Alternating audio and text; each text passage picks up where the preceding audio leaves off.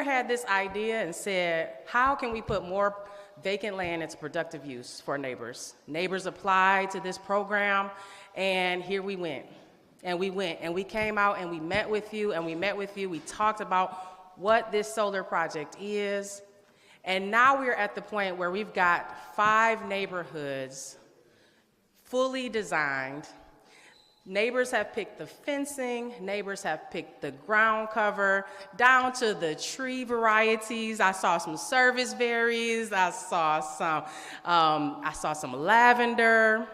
Folks are doing meadows and attracting pollinators to these spaces. These are gonna be something that went from blight to beauty, which is what our mayor has been about from the very beginning.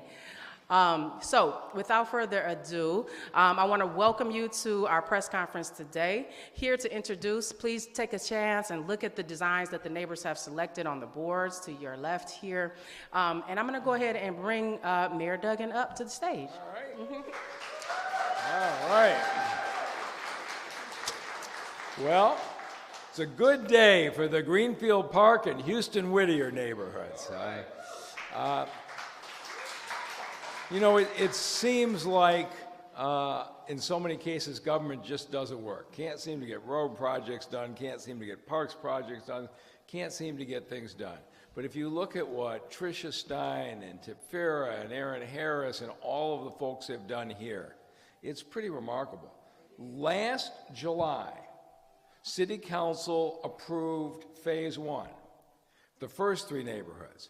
104 acres, 965 parcels. They have secured every single one of them less than 10 months later. There were 21 owner-occupied houses, which is basically a house every block or two.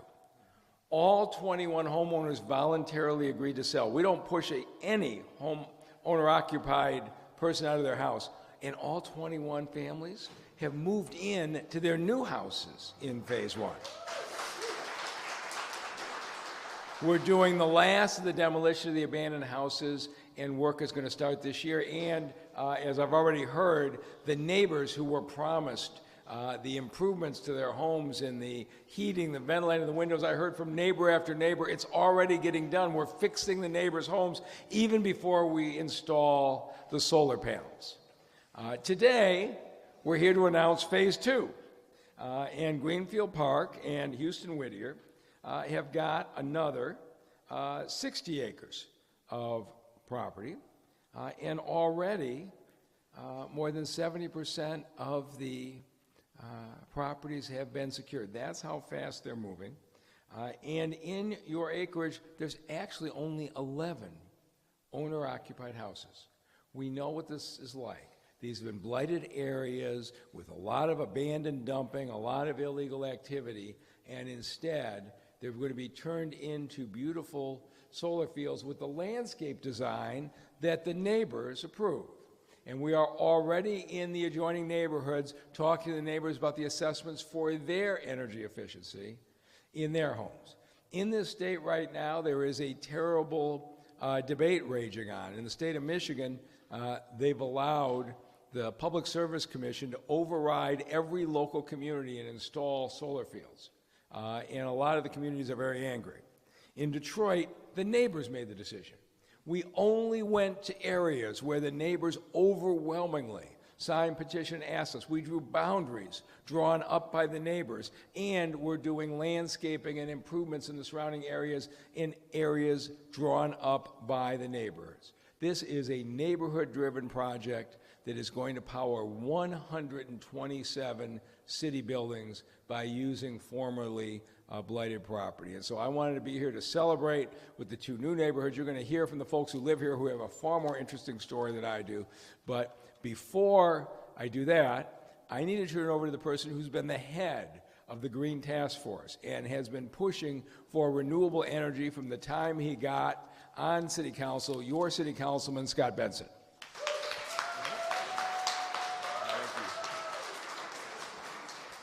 Good morning, everybody. Good morning, everybody.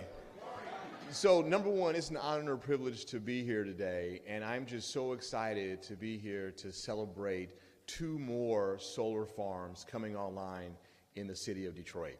And just as the mayor said, this has been a labor of love for myself personally and for the city of Detroit. We also now have an Office of Sustainability. We have a Czarina who is in charge of sustainability as well. So this type of advocacy and just production from the city is huge.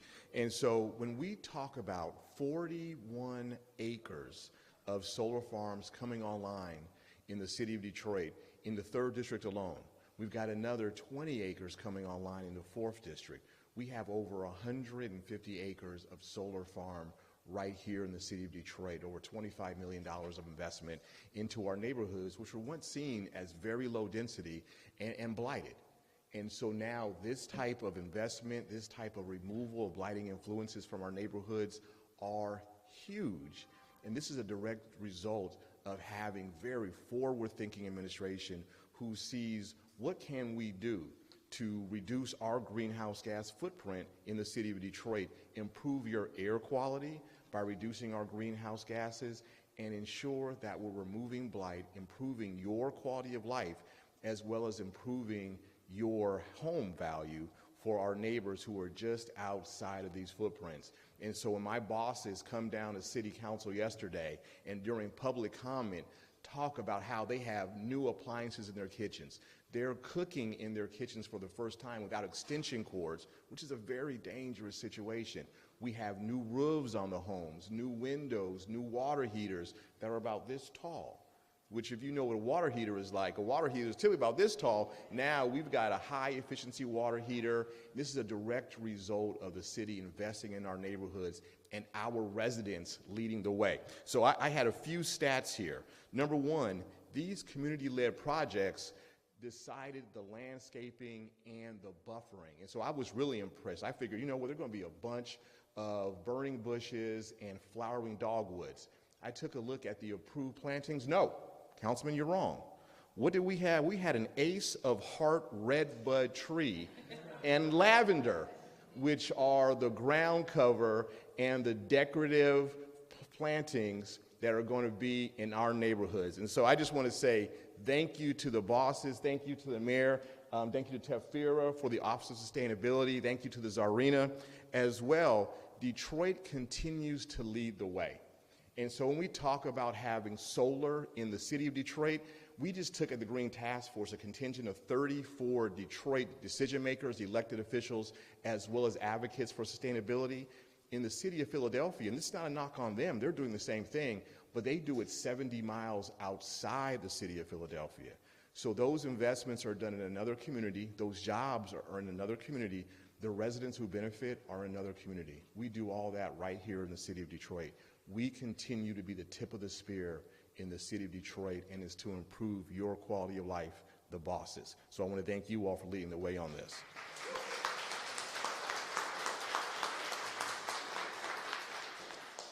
And then for me, this is just another example of how residency in the city of Detroit has its privileges. Ms. Tefira? Yeah, thank you so much. Thank you so much. I want to introduce Ms. Erin Harris here, who is now the director of the Department of Neighborhoods, after serving as deputy for so long. But her and her team really put in a lot of work to make sure that neighbors understood what was happening and were a part of this process and led this process. And so I want to bring you up, and she's going to introduce some neighbors so we can talk to them. Good morning, everybody. We truly did have fun at these meetings. It was really a great time to see residents. A lot of these residents had never come to community meetings. This is their first experience. And so for them to come to the meetings, and the mayor made it very clear that we wanted to make it up to them as to what goes in these areas. And so I think they really enjoyed that. So that was really fun. But before I get to the residents, I want to say a couple of thank yous. Definitely thank you to the Department of Neighborhood, my district managers, District 3, District 4, and District 2. They were extremely important in this process. We also brought on board solar coordinators, Jennifer and Megan. They help out. They give residents calls to get those assessments done, so we appreciate that. I want to also thank Matrix. They let us use their facility many times.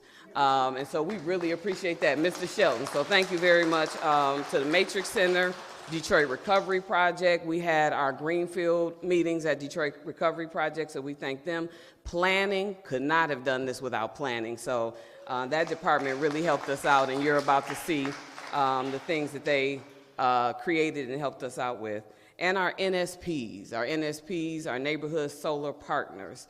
If you are here, just raise your hand, but we want to thank them. They were great. And we also want to thank our developers that are here. They came to every meeting. They listened to residents. We really appreciated that, and I think the residents like that as well. So thank you to our developers. So before we get to the residents, which is most important, I want to take you through a couple of slides just to show you how this community engagement worked. This first slide just shows you our meetings that we had. And the engagement that happened between our NSPs, our Neighborhood Solar Partners, and the residents. Next slide. So Greenfield Park, the exterior, so they were able to pick the landscape buffing type, the fence type, flat or decorative ring. So they were able to pick from a slew of options, and this is what they came up with in Greenfield Park. And this is what it will. Oh, I'm sorry, I went a little fast. So this is the perennial gardens as well in Greenfield Park and their map that they picked out. This is the interior of the solar area that's what it's gonna look like in Greenfield Park. And you have to excuse me, I think this is clover, but it's clover? Okay. See, I learned something at these meetings too. I had no clue what any of these things were. So next we have Houston Whittier. These are their fence type that they picked, their landscape buffering as well. And just the overview of how it will look on the inside and how it will look on the outside as well. And this is their map of the area that the residents chose, the solar boundary area and the energy efficiency area, which is the red boundary. And this is the Greenfield Park map again. So we made sure that the residents had a say-so in every part of this process. Two of those residents that are going to come up right now is Miss Victoria Hicks. She is from Greenfield Park. She has lived in the neighborhood for 44 years. She got her assessment on her home, and she was a huge champion at our meetings. And Miss Frata Temple, you can come on up. She has lived in the neighborhood, Houston Whittier, for 48 years. And she's raised all her children there, and she came to all of our meetings as well. So I'll let them speak. Good morning, everybody. I would like to, first of all, thank the mayor for this exciting project. I'm so happy to know that we're about to get to the neighborhoods. The city of Detroit is coming back up, and I'm so grateful. But I am most of all grateful that he has thought about the residents that have stayed here for 44 years and not gone anywhere. I got my assessment on yesterday, and I cannot wait to see the things that they do for my home. And I am proud to say that I am the president of the Greenfield Park Block Club, the 3rd District, and I'm just beginning, but I promise to bring our area back up.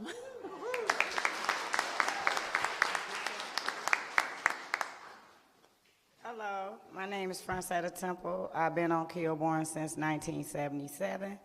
I am so glad that they decided to put these panels up because those houses that was supposed to have been tore down 25 years ago are gone.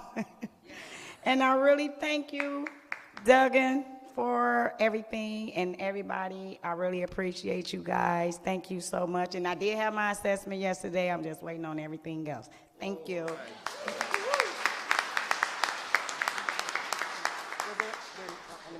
Okay. All right, so with that, this is the conclusion of our press conference. I want to save a little space if there's questions, but what you have heard today is that this city has really not forgotten about the neighborhoods, right? I know I've lived in a neighborhood who's experienced a lot of blight as well, right? And we need solutions. We need all kinds of solutions. And so with that, if there's no further questions, we can wrap up. Yes, sir.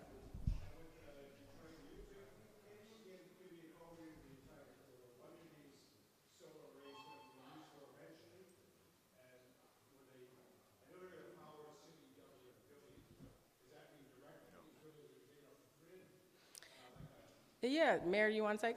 Okay. The state of Michigan is power deficient, as everybody knows, when we have a windstorm in this state. We actually import 10 to 15% of our power. And so what we are doing is creating new energy that's the equivalent of what it would take to power 127 buildings. So we're not directly contracting from City Hall to the neighborhood. What we are doing is doing our share to increase the power supply in an environmentally appropriate way. And so we are producing 127 acres of how many megawatts of power? 31 megawatts of power being added to Michigan's grid.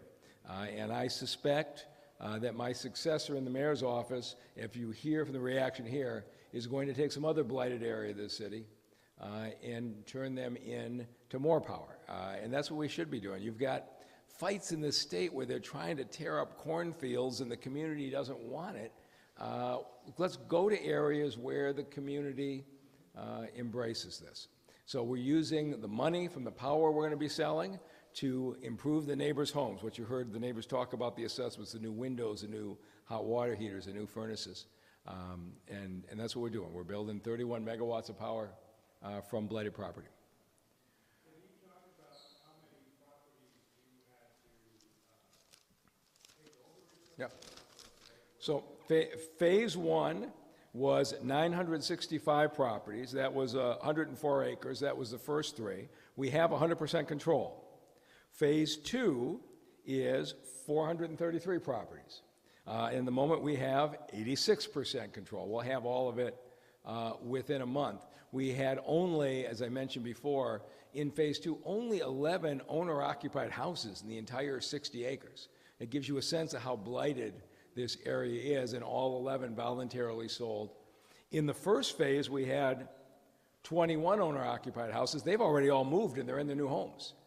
This is how efficiently that Trisha Stein and the team are doing running this project. And so I would encourage you, go out and randomly talk to people in the neighborhood, right? These folks are happy. They were in neighborhoods that have basically been watching blight for 20, 30, 40 years.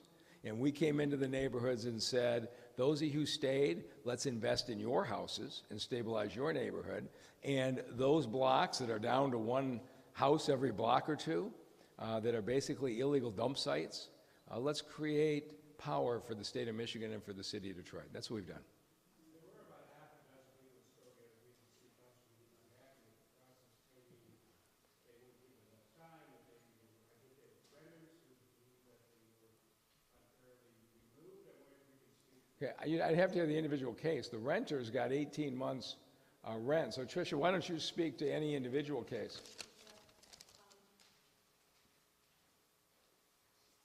Of course. Good morning, Trisha Stein, Chief Strategy Officer for the Mayor.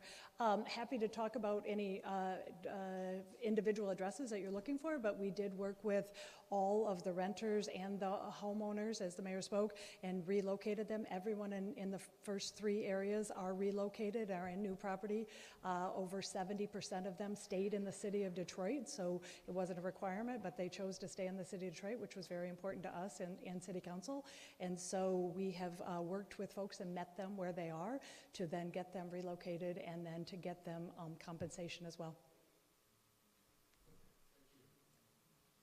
If you've got an individual case, we'll be able to get you an answer. I know we had somebody show up claiming that the city took their land, and the Corporation Council pointed out the treasurer had foreclosed on it ahead of time. So you get these kinds of stories. Now, every single owner-occupant negotiated the agreement with us. If they didn't voluntarily agree, we drew the boundary around them. There were some landlords who wanted more money than what they were offered, although the vast majority of those have been worked out. We had some vacant land speculators who were hoping to get some large check, who instead got fair market value. And as far as I was concerned, they were treated fairly. So if you got an individual case where somebody's treated unfairly, Trisha can get you the details, but you can hear from the neighbors here and just randomly talk to them. The great majority of people in this community are extremely pleased with the way this whole process, aren't they? Hey. Anything else?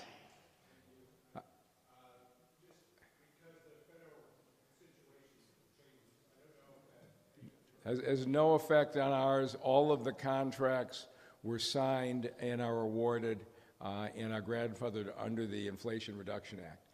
And so City Council was good enough to make sure every single contract was executed under the last administration, so change of administration will have no effect on us. All right. Thank you all very much. You got it. 2 on time. Trump can't get us. All right. All right.